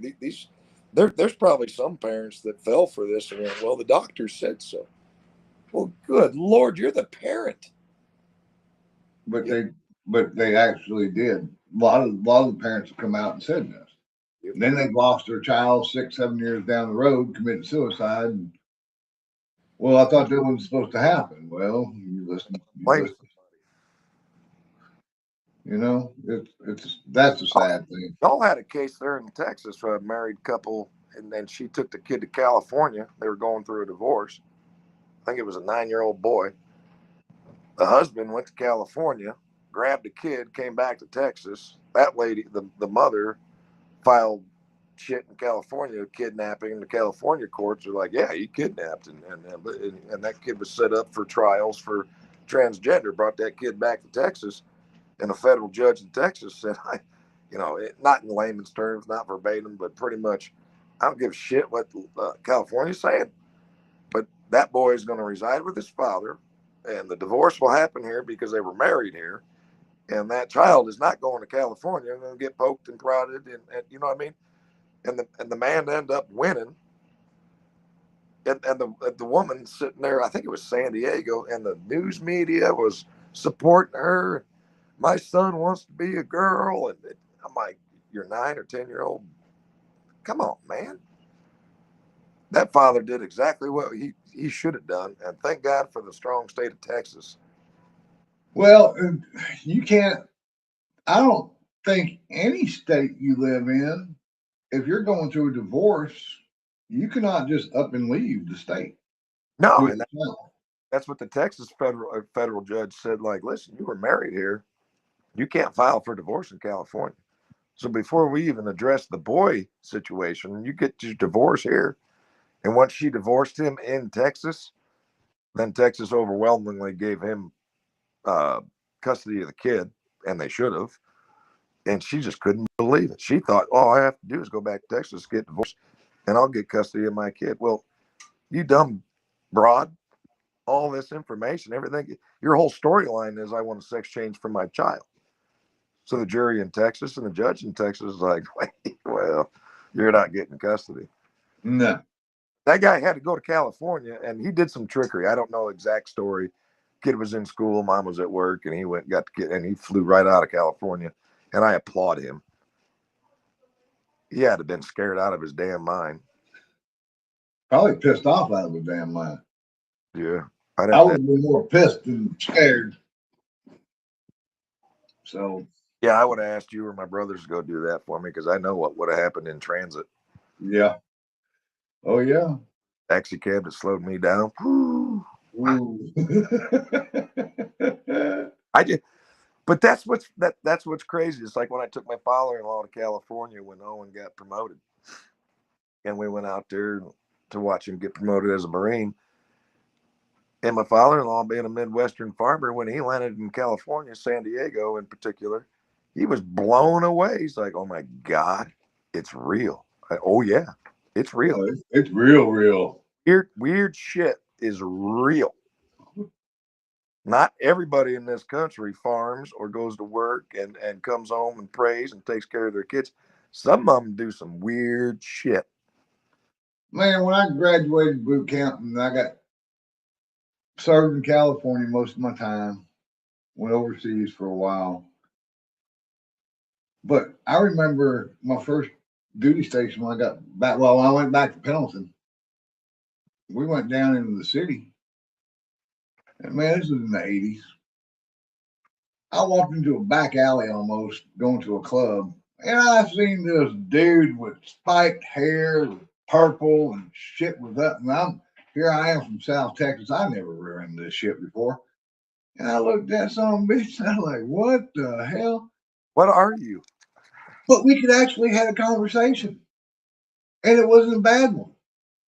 You know what I'm saying? Oh, like That was his like that's his lifestyle. like That's how he is. like Cool. Crocodile Dundee, the guy that pulled that knife out. Yeah. Crocodile Dundee found himself in that club with some weirdos. Yeah. Guy pulls But I that mean, blade up. it wasn't a bad experience for me. You go do the same thing now, and oh boy, here Brother, you go. you did it with me. We were in San Diego. Yeah. And that crazy bro. Y'all, if we ain't never told you this story, Hurt and I are minding our own damn business. We're getting on two different planes. We're smoking a cigarette before we enter the airport. And here comes Radical Rally, or whatever you want to call this broad. And she is talking to herself and anybody that listen. And she just gets in this face of this woman. Hurt and I identified this other woman had no idea who this lady was. And she's like, "Yeah, you stole my boyfriend, you scandalous thief." And now we know we got a mental patient on our hands. Am I Yep. wrong? Nope. And then so the cops get called over, and the cops end up. I don't know if Hurt had to go to his plane or heard all this. I'm pretty sure you were there when the cops showed up the first time. Yeah, they said she'll be back. Yep. They can't do nothing to her. After COVID, during COVID, they closed all the mental hospitals down. So all these mental patients go towards public facilities, airports, bus stations. Why? They can get some showers, they can get toilets. There's people they can harass, maybe beg. But this bitch, and I finally had enough, and I handled it. I'm telling you, Hurt's going to give me an A- on this because I wanted to hit this broad, and I just said, "Hey, enough." And we sat there and smoked a cigarette with that other lady. And sure shit, the police escorted her away. And I text Hurt later because I know we both had different terminals. My flight was a little later. I stayed out there and kept smoking. I text Hurt and like it wasn't what 20 minutes. Yep. Said, she's back. She's back. And the one cop's like, I said, "What the hell?" He goes, "We can't arrest her." No. I'm like, Interesting. and I tell you, this crazy broad could have killed this pretty young businesswoman. And I'm talking to the cops like, this is a problem. Yeah, but we can't do anything. I'm like, her being crazy, outweighing the innocent woman by 100 pounds. I already see what could happen if there was no good Samaritans around. Just like the stabbings on subways and catching people on fire. Again, it's time for good people to stand up. And those cops didn't give her the right shit. We obviously were standing up for what was right, but we were actually standing up against the. They didn't threaten us or say leave her alone. They admitted it openly to us. Ain't shit we can do. We can detain her and take her off site, but she'll be right back. And And sure shit. 25 she was. I'm like, oh my God. And that's just one situation, right? When you got cops looking you dead in the face saying you're right, but there ain't nothing we can do about it, that's alarming. That's real alarming. Their bosses are assholes and not patriots. I mean, just think about the lady with mental problems, and this is how sincere I'll be. They don't care enough about her to give her help. They're willing to just let her keep doing what she's doing, and maybe the cops will have to kill her. Well, I feel bad for her too. That woman deserves treatment. Yeah, Going to be a fucking victim of the same situation all the time. And I would feel bad if I heard that lady ended up getting killed. But if she keeps doing that, somebody's going to pull a gun and just shoot her because they're going to be afraid for their life. Correct. 105-pound woman's going to pull a little pistol out and be like, "Man, you're 200 pounds and mentally crazy. I got no choice." And then they're going to throw that innocent person in jail. And guess what? Crazy woman is still dead. The system failing all around in California. Or it's going to be somebody like you and me out there. If she takes a swing at somebody, we proceed to beat the shit out of them, and Yeah. then we get charged. Well, I'm not going to let an innocent person get hurt in front of my face. And only in America at this, unless things change. Hurt's absolutely right, and I do mean this. Only in America at this point in time, not in the '80s, not in the past, not in the future, hopefully, but right now, if any one of us step up and help an innocent person like the Marine did on the subway, what'd they do to him? Oh, the victim is. Oh, he was killed by a service. No, it was a retired Marine, but well, he knows how to kill and not kill. If any one of us steps in and tries to do the right thing and save an innocent life in a liberal city or area, you're screwed. But you should still do it. Don't let it deter you. That Do Marine, the thing. go ahead. Yeah, do the right thing. Don't let the laws and what's fixing to happen to you deter you. If you see something that's wrong, stand up for it. The only way we're going to change it is by doing it. That Marine in the New York subway, it's kind of like the George Floyd thing. Was his chokehold aggressive? I don't know. I wasn't in the chokehold. Did he describe how he put that person in a chokehold? Yeah. Did other people on the train describe what happened? Yeah. Was that attacker probably on drugs and wound up and his heart was going a million miles an hour like George Floyd? Probably. Then all of a sudden the autopsy comes back with George Floyd. He was dying of an overdose and the cop had nothing to do with it. His knee on his neck was not stopping both arteries in his neck, just like in the subway. The Marine holding this guy in a chokehold didn't shut off the air to his brain. It was just a chokehold.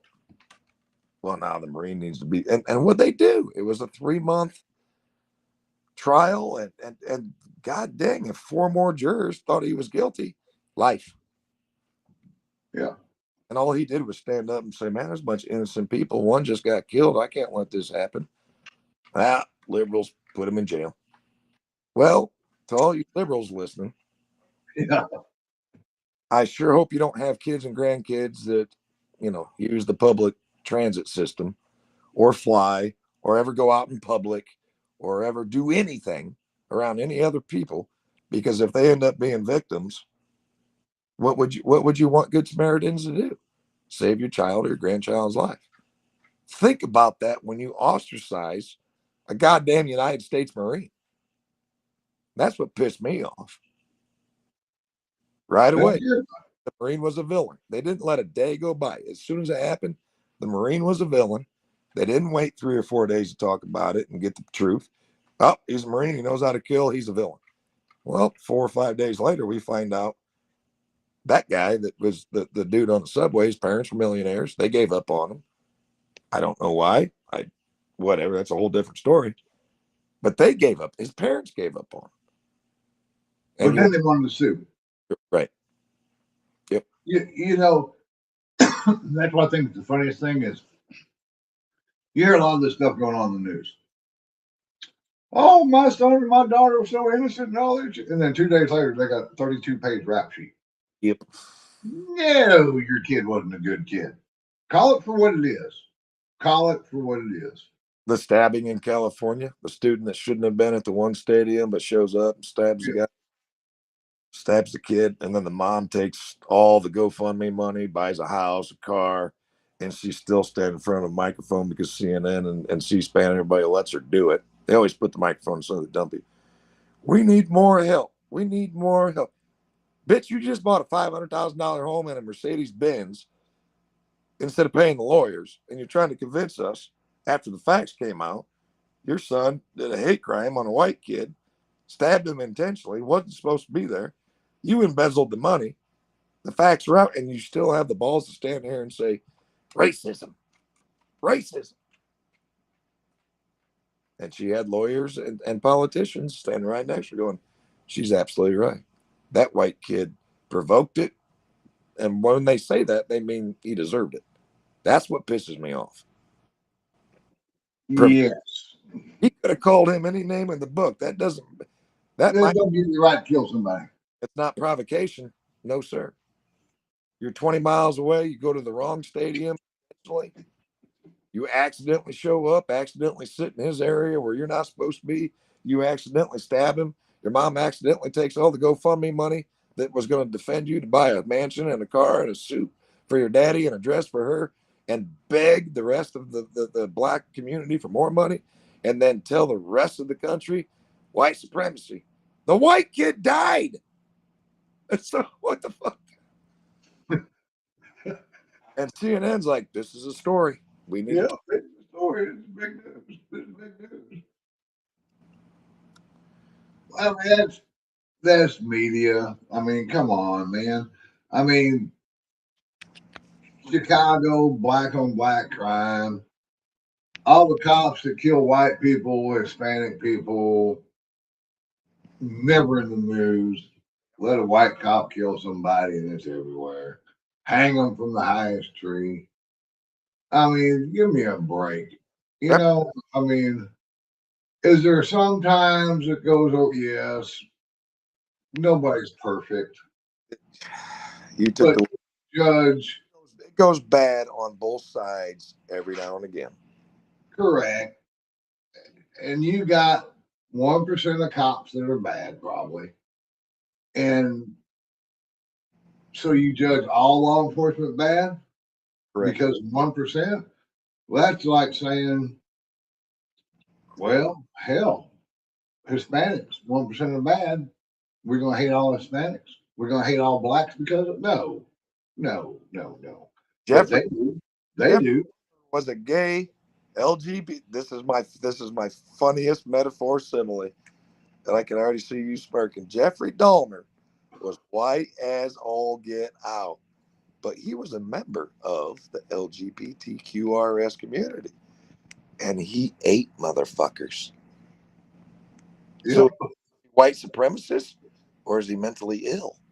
Are they going to claim? I want to hear the LGBTQ people. Well, he just didn't have the right lawyer. What? Okay, that doesn't default or diminish what he ate people. Yes. And I, as a white brownish native, I'm appalled that he was white.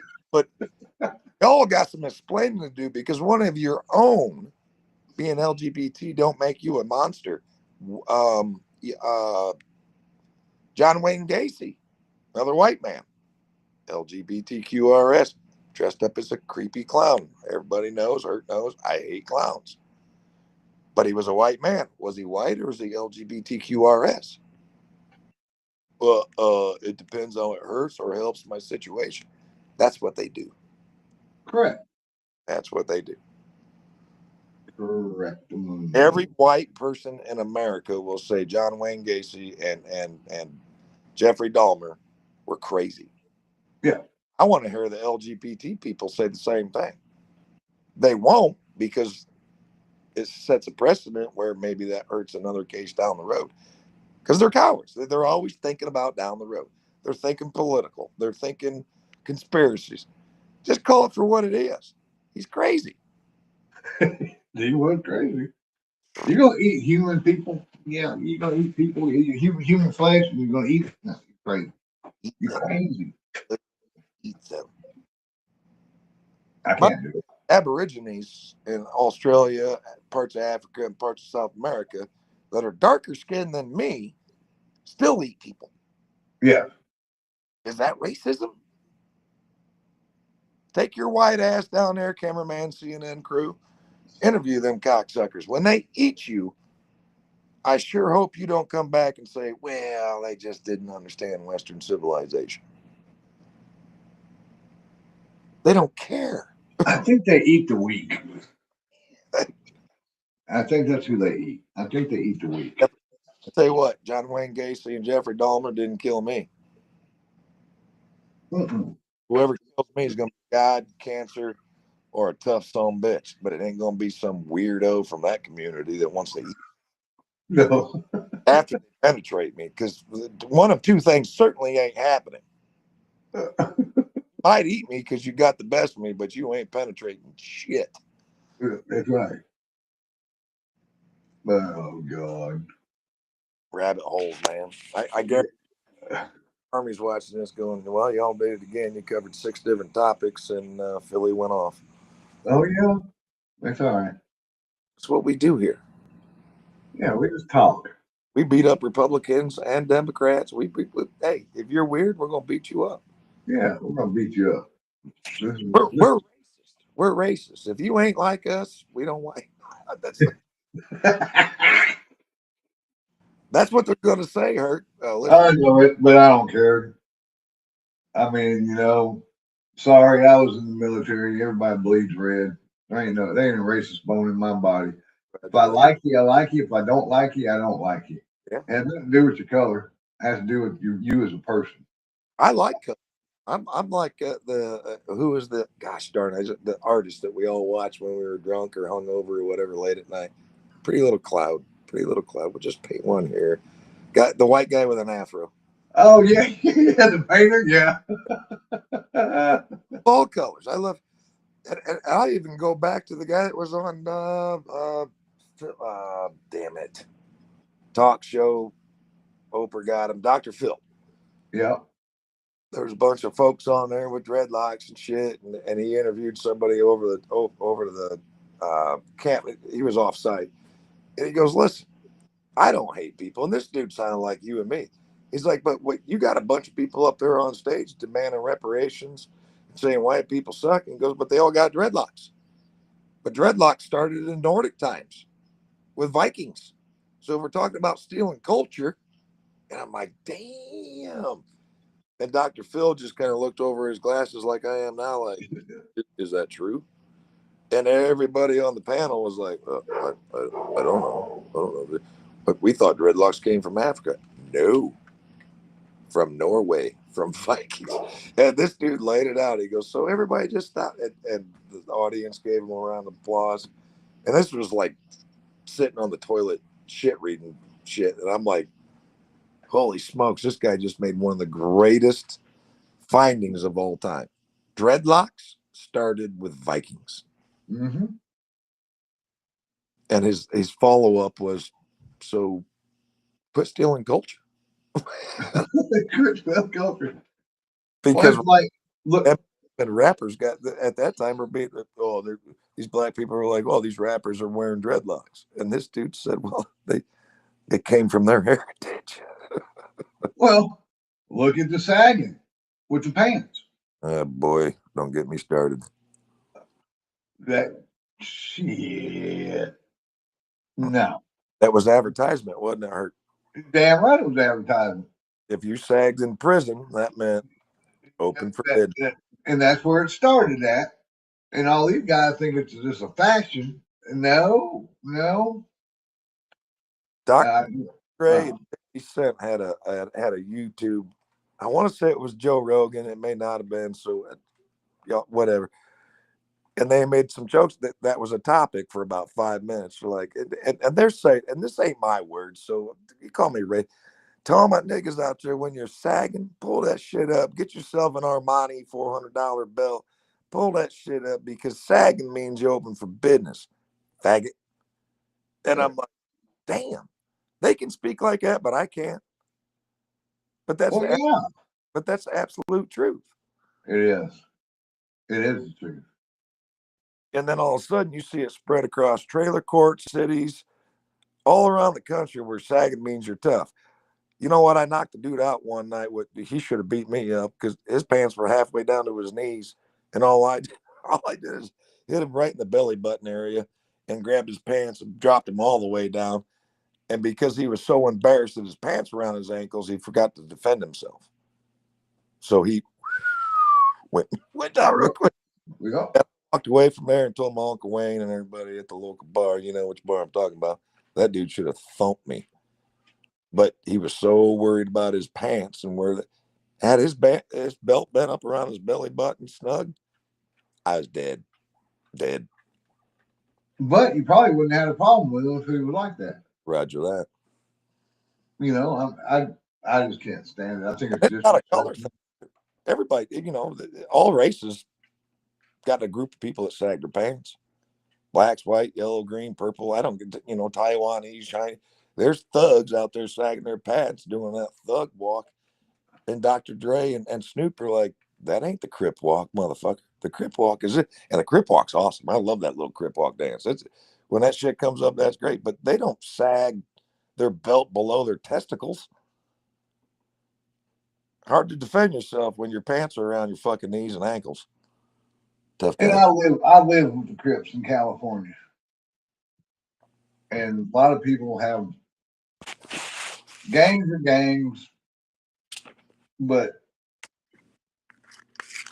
you know, my main rule in life is how you treat people is how you're gonna get treated back. Not all cases are true, but we live with the Crips. Think Sure. of a Marine living in an apartment complex with a bunch of Crips. They had respect for me, I had respect for them. They'd carry my drunk ass up into my apartment when I couldn't make it. You know what I'm saying? If shit was fixing to go down, hey, keep the kids inside, keep the wife inside. We got some problems. Okay. What movie was that? Hurt that War Dog or War Machine? They were gun smugglers, and it was the heavy set kid, white kid, uh, kind of a comedian, but he tries to buy some weed off some dudes, some brothers, and they take his money, and they're like, "You're in the wrong part of town." And he's like, "Oh, everybody, you think this is funny?" And he's laughing. He goes back to his trunk, grabs an Uzi. Brothers are like, "Man, shit. All right, cool." And he solidified a relationship. Had nothing to do with color and I everything, know. culture and attitude. Yeah, that's right. I can't remember his name. It'll come. It probably once I get off this, it'll come to my mind. But he's in every fucking funny weed movie and shit. But it's like, oh, you think robbing me for $400 is funny? And he's like, all right, and they let him walk away. Gets in his trunk, grabs that Uzi. White boy, you crazy? No, I ain't crazy. I just want what I paid for. Correct. Yep. I think, you know what, I guess the way that this entire conversation tonight revolved, we're right back to it, circled all the way around. I think when it is time for all of us to stand up and act like patriots of all colors, they will. I think good people, the Bible talks about it, you know, not verbatim, but when when good people know it's time to stand up, it's going to be like 9/11 all over again. Color ain't going to matter. I think good people are going to realize, shit, my kid's life, my grandkids' life, it may not happen in my life, but if it does, you know, maybe it should, so we all have a chance to help. Color don't matter when it comes to patriotism and being American. It really don't. We've proven that. We're the melting pot. So these people that try to tell me and Mike and Hurt and anybody, you might think I'm Caucasian. You might think David is. He probably is. He's white as fuck. Mike probably. Color has nothing to do with it. To be American is to be free and have rights. And if you're on the middle of the rope right now, or deciding whether you think Trump's this or that, or David and I are this or that, or white people or Republic, if you're in the middle of the road right now, I'd like to ask you, look at the optimism side of it and say, what if they're right, and what if we all can come together, or the majority? I don't want to fight anybody over color if a civil war happens. I don't want to fight anybody over uh, any other reason other than freedoms and our nationality and our culture. And I think as soon as somebody in the political world, it won't be Trump because I don't think he's articulated enough. Somebody has to start sending the message. This ain't a color thing. This is a culture. Whether you're white, black, Mexican, brown, green, purple, America is a culture. There's freedom here. And if any one of you allow that to get shot up or dented or fucked with, you're part of the problem. And on that, I'm gonna agree. And then, but my thought on it is, your people in the government and the media make it about color so they can have control. Right? As long as they keep us fighting each other, they have total power. The day we all unite and say enough's enough is the They'll, day we win. they'll panic. Then we win. So JFK was real close, real close. And at that time, he was a Democrat. Fast forward, he'd be a Republican. Reagan was close, but not as close as JFK. Trump is somewhere between Reagan and JFK. Like Trump has the ability to pull this off. He's definitely united the country better than Reagan, which is a huge compliment. But what he's missing is whatever JFK had to really, really give you goosebumps. Trump's good at getting the point across, but if somebody teaches him how to throw that sentence or two in to leave us all with goosebumps, we're united. And that scares the left to death. We're close to it. If you think about it, look at the black vote, look at the Hispanic vote. Trump kicked their ass on it, more than anybody else ever has. But they're going to try to separate it again. Yeah, all the blacks you see on TikTok and stuff that are for Trump, they Uncle Tom or Weak, what? They're getting bashed. They're getting bashed for what? Because they have a different belief in the title of the game. They got balls. And they see life for what it is. They see life for their children, educate. What do we all want? We always talk about 80% rule. 80% of us can agree on 80% of the topics and solutions. And I think the minorities are starting to see, you know what? Our lives are better off under Trump. And they obviously should be. I mean, the numbers stated.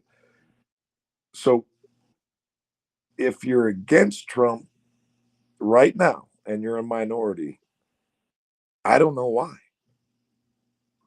Unless you just follow CNN and Chuck Schumer and AOC and Omar. Because if you're following the laws that are being created and the things that Trump's doing as administration, most, if not all, of his policies and this administration policies, including blowing up the drug boats, helps the middle and lower class first. Mm-hmm. He's not getting anybody richer. I mean, across the board, probably. But I don't understand how people look at what he's doing as a negative impact to the country, because he is the best positive impact. And I was a Bush supporter. I'm no longer, but I was after I did all the research I needed to do. The wars were stupid. Trump was right when he said, Bush, we shouldn't be, these wars are dumb. We shouldn't be invading Iraq just to solidify your family heritage that your dad fucked up. You know what I mean? Like, this is the guy I would not want to be president 25 years ago, because I wouldn't have agreed with him, because he was on Oprah and he was a Democrat. Turns out I'm more moderate than I thought I was, and so is he. And so are you, and so is the country. Yeah, but he still does Democrat things. People just can't see it. They can't see it because they're blinded by the TDS. So let me ask you and all our viewers or whoever sees this: Did you know that Trump executive order marijuana charges he just signed are no longer federal charges? He dropped them. If you're in prison for marijuana, or if you think you might go to jail for marijuana, you're not going to federal prison. You're not doing 10 years, 20 years, 50 years. The black lady, I cannot remember her name. She spent 27 years, got ordained. He let her out. because she had 50 pounds back in 1972. And then he pointed her the drug czar, saying, you go find all these people that are in prison for marijuana charges, bring it back to me, and I'm going to get them out. I'm going to give them a pardon. And then yesterday, he signed into law. The federal marijuana law has just been reduced. If they can tie it to gangs and organized crime, okay. You're talking hundreds and hundreds of pounds across state borders and across federal. But if you get caught with 5 or 6 ounces, you're not going to fucking jail. No. Most liberal decision made by any president in the last 20 years. And he ain't going to get no credit because nobody's talking about it. No. But Texas ain't going to go for that. Well, and Texas can do a state charge, but Texas no longer has federal support as far Correct. as it's on. Correct. Again, a little bit, you're okay. You'll get a penalty or go to jail and get out in a day or two and pay a fine. But you ain't going to federal prison for life. Well, I don't mind marijuana. But marijuana doesn't bother me. They say it's a gateway drug. It's not a gateway drug. It's used for a lot of good reasons. It helps a lot of good people, and we do have a medical deal in Texas for it, but it's real low doses. But the lieutenant governor tried to get it banned completely. Even the vets that take it for PTSD, he wanted it completely banned. Politics. It's all politics because he's getting money from the alcohol lobbyists. We'd rather have you drink yourself to death and ruin your liver than smoke some weed and have some THC in you and feel better. You know? And you know, they ran around with bar hoppers and partiers and fighters. My joke has always been, you've heard this a million times. I've been drunk. I've been around drunks that are ornery and fights break.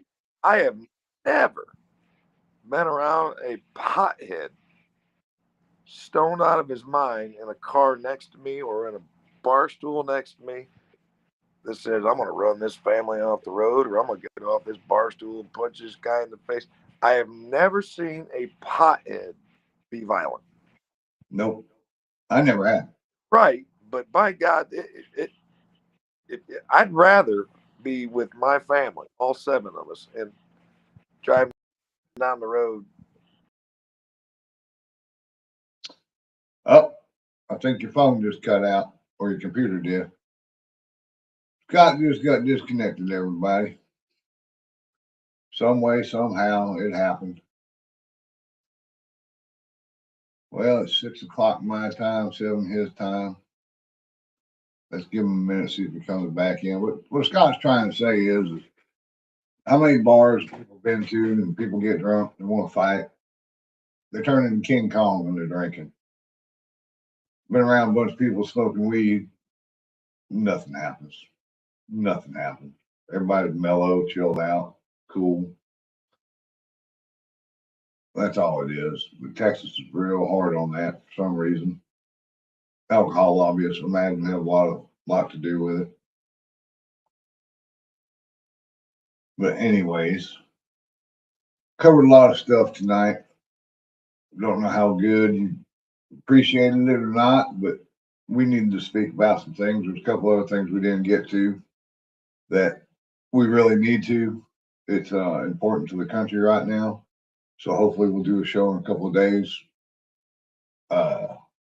We apologize for the break. We've had family stuff going on. Each of us on both sides, a little bit of problems here and there, and trying to get all that dealt with before the holidays. But anyways, we will see y'all hopefully next week sometime. Have a Merry Christmas if we don't. And God bless. Stay safe and be a patriot. That's all I got to tell you. Be a patriot. Love y'all. Good night.